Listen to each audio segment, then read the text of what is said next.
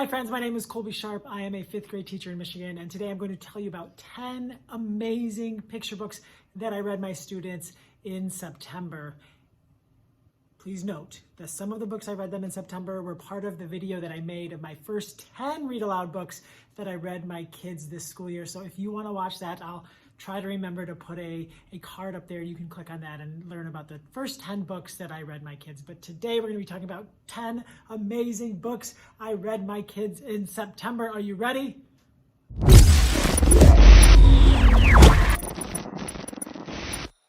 Thank you again for being here. If you are new to the channel, please click that subscribe button down below. Click the bell notifications if you want to get notified anytime I make a new video. I'm trying really hard to do 4 videos a week, 2 book talks, a video like this where it's a collection of something or something I'm doing in my classroom, and then a live stream every Sunday night with my amazing high school chemistry teaching wife. But today we are here to talk about 10 amazing picture books. I'm going to start off with the book that I read my students on the very last day of September. Hello, Arnie by Lori Keller. My kids love Arnie. I think he's one of the funniest characters. Lori Keller's art is absolutely magical. This is a brand new Arnie book, and check out this case. Oh, it's amazing. The story of Arnie being at the bakery, thinking he knows every single donut there, but there's one he doesn't know. He's trying to get to know it, trying to figure out what it is. What's up with this new donut? Is it even a donut? You have to read to find out. It's so good. And disclaimer, Lori Keller is my friend, and I think she's an amazing human being. I do love her art, and I think it's just wild. Every page is like Lori Keller, like it's exactly the art, if you get to know Lori, that you would think that she would make. But check out this thing that she sent me with this book. It's coconut covered Colby. I'm a donut. And look at this. Look at the glasses. Do you see that? That's me. Hello, Arnie. You must read it. It's so good. All right, we read a beautiful book this month called I Am One by Susan Verde and Peter H. Reynolds. This book is so powerful and so important, and so many things that for the kids to think about, how every single action that we do can lead to something big. Everything that we do, I'll just give you a few examples. 1 seed to start a garden, 1 stroke to start a masterpiece, 1 note to start a melody. And the book is filled with that. It's beautiful. It will touch your heart. It will touch the heart of your readers. It will make them use this noggin up here to think about the impact that they can have with the actions that they make.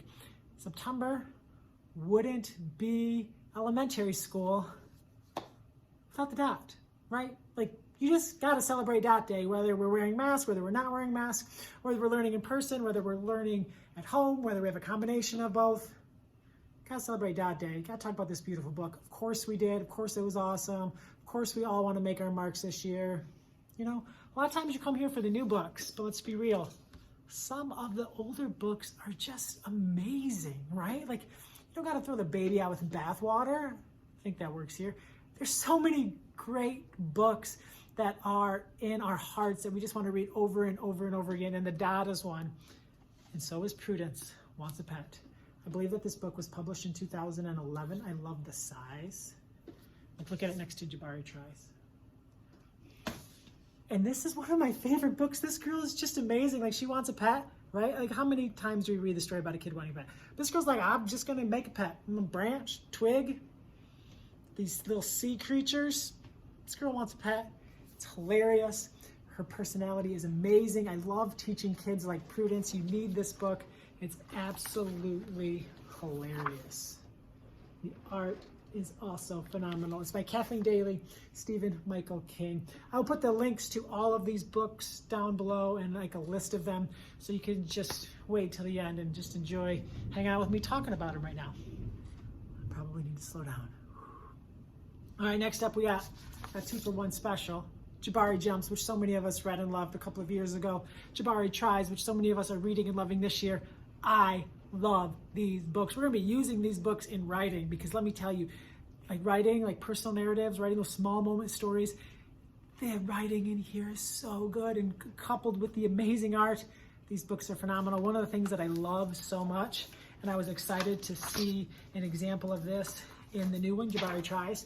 You have this scene where Jabari is struggling with something, and he has this amazing conversation with his father, and his father helps him work through it.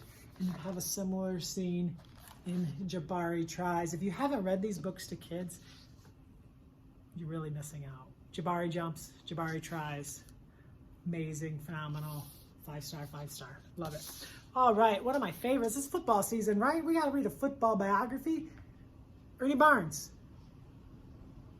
It's so good. Sandra Neal Wallace, Brian Collier, the story of how he went from the football field to the art gallery. Ernie Barnes loved to paint more than playing football, but football led him to his dream of painting. And I love this book because for so many kids, they don't really want to play football. Like I coach middle school football, I coach younger kid football. A lot of them are out there because their dads or moms or caregivers make them.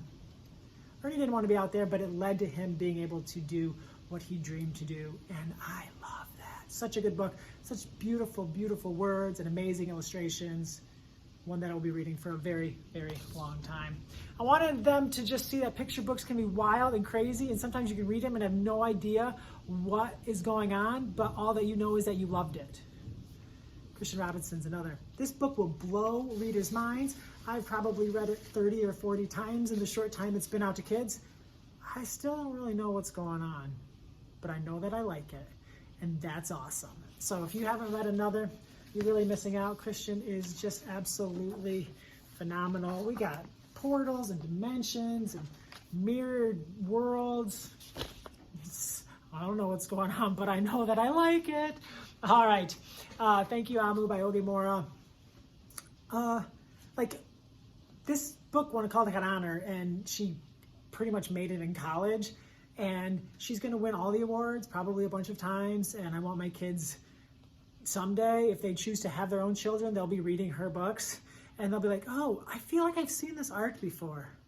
And I don't know if they'll make the connection to reading her debut picture book when they were in my class back when they were 10, but they will be reading her books, if they have children, to their children someday, because her books are timeless, her books are amazing. This book will blow readers' minds forever.